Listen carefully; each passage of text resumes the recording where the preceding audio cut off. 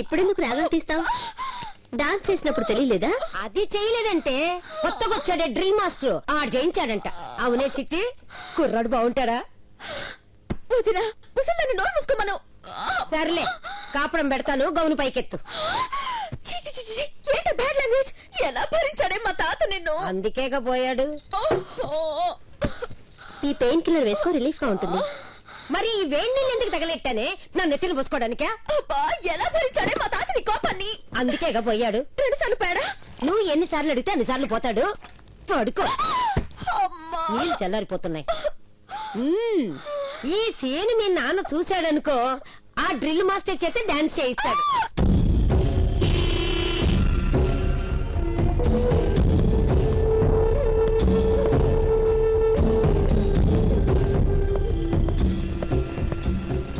Sir, ఏంటయ్యా? కుళ్ళిపోయిన కాయలు కూడా జ్యూస్ తీయడానికి వాడుతున్నారు. క్వాలిటీలో తేడా వస్తుందండి. ఏంటయ్యా వచ్చేది? బియ్యంలో రాళ్లు కలిపితే ఏర్ పారేస్టంట్లా, పెట్రోల్లో కిరసనాలు కలిపితే కార్లు పరిగెత్తట్లా? కల్తీ లేనిది ఎక్కడయ్యా? సార్, ఈ విషయం రాజా గారికి తెలిస్తే? నువ్వు చెప్తావా? నీ పద్ధతి చూస్తే చెప్పేటట్టే ఉన్నావు. చెప్తే ఏం చేస్తాను తెలుసా?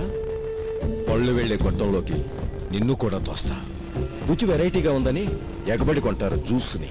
నమస్కారం సార్. ఏంటి దండం పెడుతున్నావు? అండర్ కరెంట్ అర్థమైందా? నమస్కారం పెట్టింది మీకు కాదు, రాజా గారికి.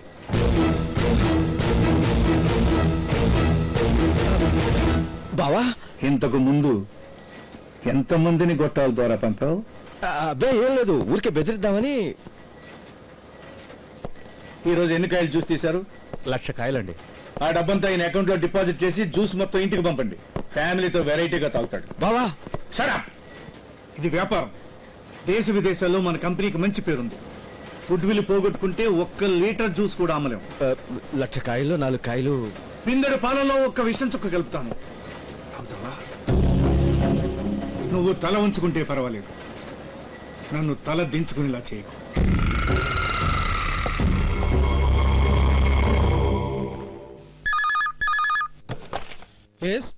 ఆనంద్, నాన్నగారు, పొగా షిప్మెంట్ అయిందా? అవుతుంది నాన్నగారు. Wait immediately. ఇప్పటికే లేట్ అయింది. అలాగే నాన్నగారు.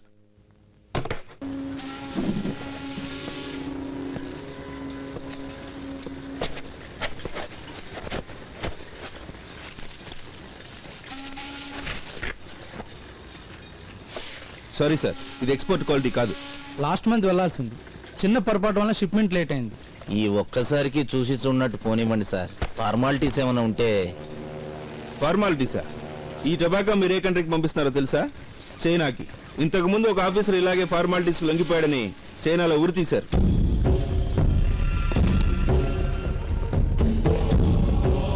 ఆఫీసర్, నిజాయితీ దేశ ప్రజలకు గాంధీజీ ఇచ్చిన వరం.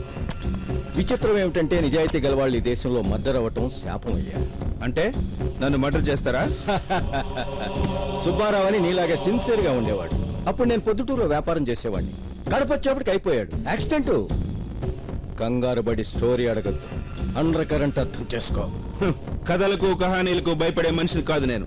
ఆ టొబాకో వెళ్ళదు.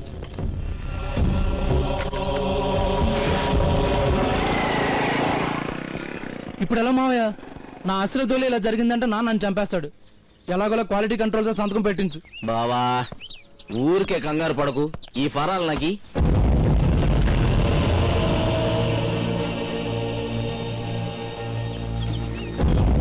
ఇదే నువ్వు పెట్టావు. రేపు ఆఫీస్ సంతకం నాది కాదంటే అనడు. మా నాన్న అండర్ కరెంట్ గురించి చెప్పాడుగా.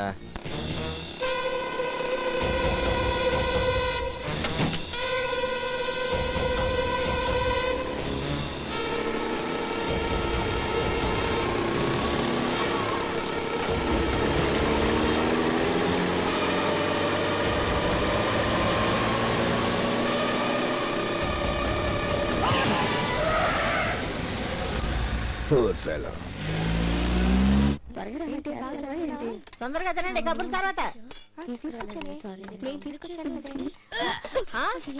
అయ్యో, కోప ముంచేవే పిల్ల. ఈ డిస్ట్రిక్ట్ గా స్ట్రిక్ట్ వార్డెన్ గా పేరు తెచ్చుకున్నాను. మా హాస్టల్లో కక్కేవంటే మా పరివేం కావాలి? కక్కేవు సరే, కాలెక్కడ జారేవో చెప్పవే. అయ్యో కోరి దేవుడు, ఇంతమంది పిల్లలు ఒకేసారి కక్కుతున్నారు. ఏమైందమ్మా?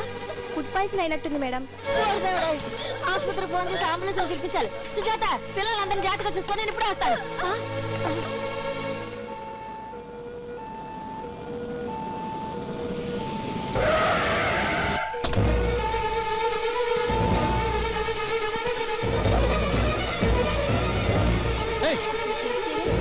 ఇలా తీసుకురండి, తీసుకురండి తొందరగా తొందరగా. Come on.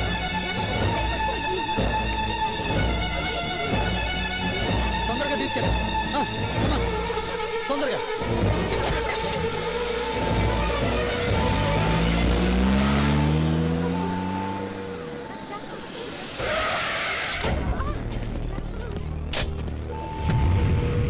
అమ్మాయిలు, మీరు హాస్పిటల్కి వెళ్ళగానే ప్రెస్ వాళ్ళు గాని పోలీసులు గాని వస్తారు.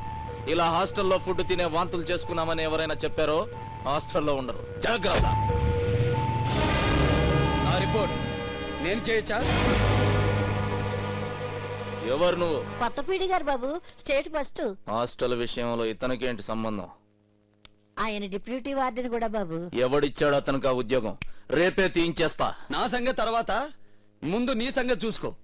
పేరుకి పూర్ స్టూడెంట్స్ కోసం హాస్టల్ నడుపుతూ వాళ్ళు ఏ గడ్డైనా తింటారులే అని కల్తీ తిండి పెట్టి నువ్వు జైల్లో భోజనం చేసే టైం వచ్చింది. ఏయ్, నోరు మూసుకొని వెళ్ళు. ఆ కల్తీ కూటు నీ చేతే తినిపించి అప్పుడు పెడతాను. ఏయ్, తిను.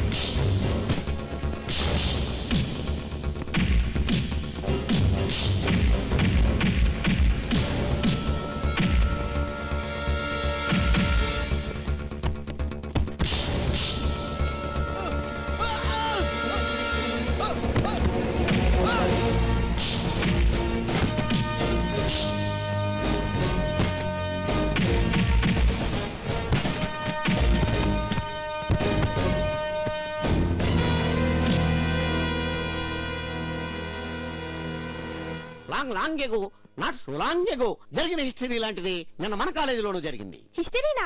ఓహో మాస్టరీ. గజనీ మహమ్మద్ దండయాత్ర మీరు చూశారా? లే, విన్నారు. గోరీ మహమ్మద్ దండయాత్ర మీరు చూశారా? విన్నారు. కానీ మన కొత్త పీడీ గారు కమిటీ మెంబర్ సుదర్శన్ రావు గారు అబ్బాయిని ఉతికిన ఉతుకుడుంది చూశారు. అది చరిత్రకెక్కని హిస్టరీ కావచ్చు, కానీ మాకెదురు లేదు అనుకునే వాళ్ళ చెంప పగలగొట్టే హిస్టరీ.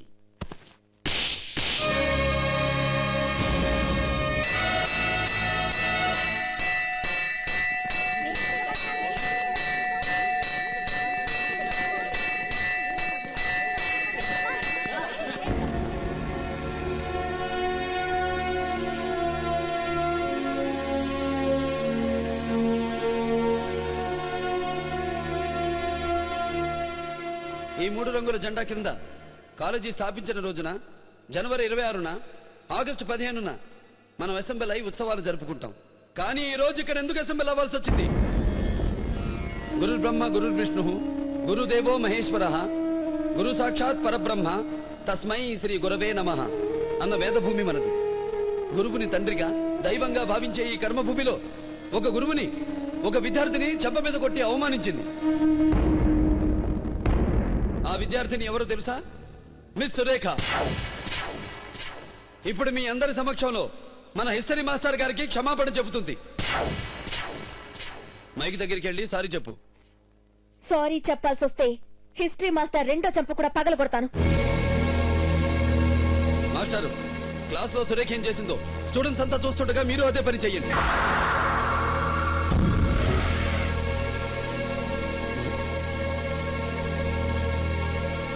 మాస్టారు, ఒకసారి కమిటీ మెంబర్ సుదర్శన్ రావు గారితో మాట్లాడొస్తారా? అలాగే సార్. నమస్కారం సార్. నాకు నా ప్రాణం కంటే నా కూతురి అభిమానం ముఖ్యం. ఇప్పుడు నా కూతురుతో సారీ చెప్పించావనుకో, రేపు పొద్దున ఏం జరుగుతుందో చెప్పనా? మార్నింగ్ వాక్ వెళ్తున్న హిస్టరీ మాస్టారు పొరపాటున మ్యాన్ హోల్లో పడి దుర్మరణం అని.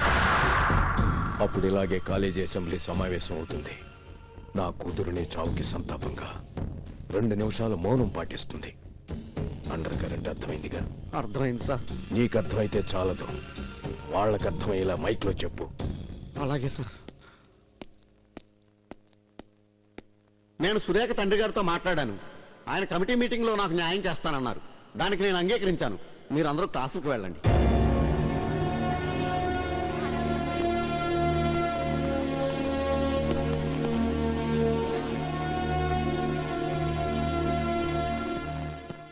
నువ్వే నా డ్రిల్ మాస్టర్వి. నా కొడుకుని కొట్టిన నీ చేతులు ఉండనిస్తానా? వీరిచి నా కుక్కలకు వేస్తా. ట్రై చెయ్యకు, కుక్కలు నిన్ను తినేలా చేస్తాను. ఎక్కడుంటావు నువ్వు? ఇంటి number 1, street number 1, NTR colony. చూస్తా. పగలొస్తావా, రాత్రొస్తావా, చెప్పొస్తావా, చెప్పకుండా వస్తావా? చెప్పి వస్తే నాకు వచ్చి రాదు, చెప్పకుండానే వస్తాను.